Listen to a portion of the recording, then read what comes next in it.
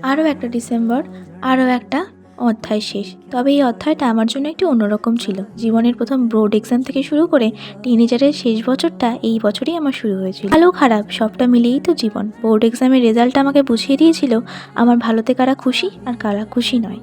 মানুষ বোধহয় এই জন্যই বলে বড় হলে আর বড় হতে ইচ্ছা করে না। সময়ের সাথে সাথে মানুষ পরিবর্তন, উইক পয়েন্টে বারংবার হার্ট করা, অথবা সেলফলেস ভালোবাসাটাকে মূল্য না দেওয়া, অথবা বন্ধুত্ব এবং অন্যান্য গুরুত্বপূর্ণ সম্পর্কের মতো সম্পর্কগুলো শুধু খুব সহজেই আলগা করে দেওয়া। যতই বলি না কেন নিউ ইয়ার নিউ রেজলিউশন, মাখনের মতো মনটা তা কিন্তু শুনতেই চায় না। কে থাকলো বা থাকলো না সেটার থেকেও কে কোন সময় থাকলো সেটা বেশি ইম্পর্টেন্ট। হ্যাঁ, আমি এখন মাত্র 17, কিন্তু অভিজ্ঞতা কখনোই তা মানতে চায় না। Situation makes us mature, not age.